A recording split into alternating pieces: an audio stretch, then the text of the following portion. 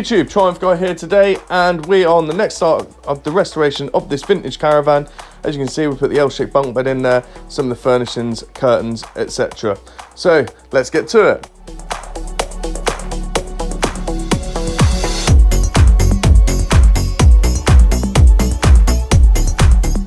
This caravan had no electric, so we put the 12-volt system in from scratch and a bit of solar. There's a full video on that which I'll put in the description.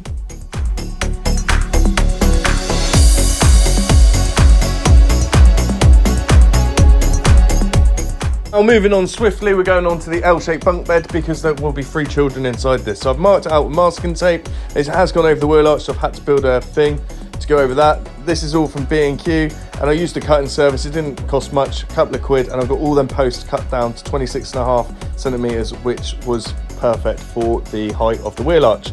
I've then gone ahead and varnished them just to protect them. I wanted to keep that sort of light wood colour to go with the white drawers, which I'll be building from scratch. So here we go, varnished them. I did try and pick out the best sides of each bit of wood for display, but I actually did get them mixed up on the fit in progress.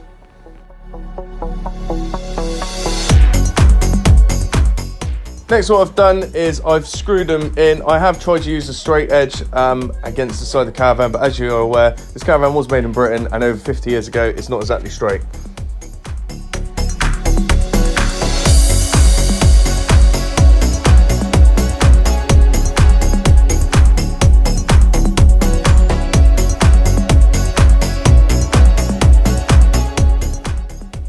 Next thing I've done is I've screwed down the smallest part of the L shape just to give us a sort of straight edge to work along, and then I've cut down these bits of battens to allow the drawer sliders to go on.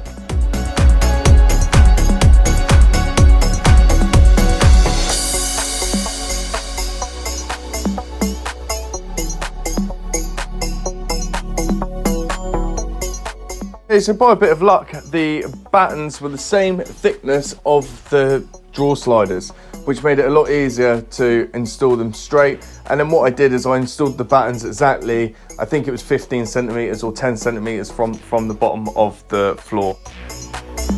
I'm not sure if this is the right way of doing it, but I used some of the offcuts of the 18mm ply from the L shape to build the drawers. My priority was obviously the sides, which have got to be the thickest to hold the drawer sliders. And then what I've done is I then secured the rest of the L shape down once I put the drawers in.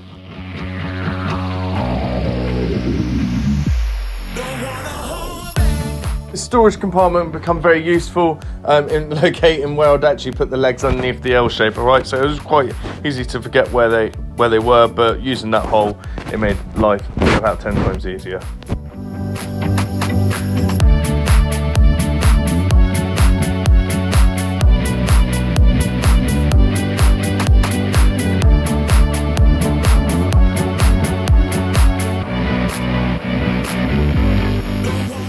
Me and my dad built, and by me and my dad I mean my dad built the wardrobe from scratch. We wanted to bring it out another 10 centimeters so it's in line with the L shape. I used this old bit of copper tubing as a rail. Then what we've done is we cut some of the excess bits of hardboard and then used them on the original pieces of the dinette area. This just neatened it up a little bit, just made it, got rid of that veneer, which I know a lot of you guys probably like on the socials. However, I wanted that nice, crisp, clean, white look.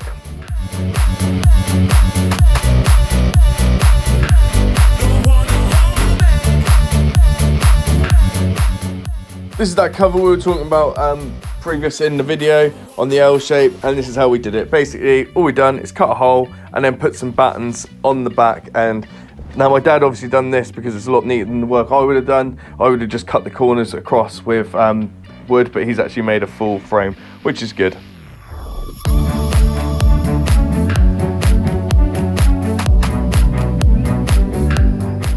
Now we were going to keep the original kitchen unit and just cover it in hardboard, but we found this on Amazon for 100 quid and we just cut down the wheel arch area, and it was a lot easier than messing around with that old unit, I think. And for the sake of 100 quid, I think it just neatens it up massively.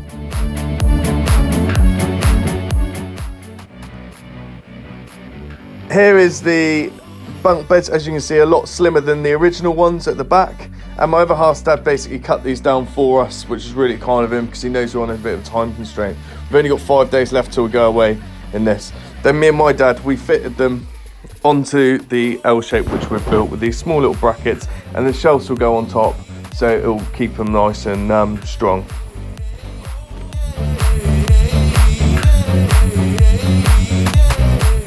Next, me and my dad built the bathroom partition. Now we are thinking about having the swinging out door, but we're gonna have to do it at a later date because like I said, we've only got 5 days left.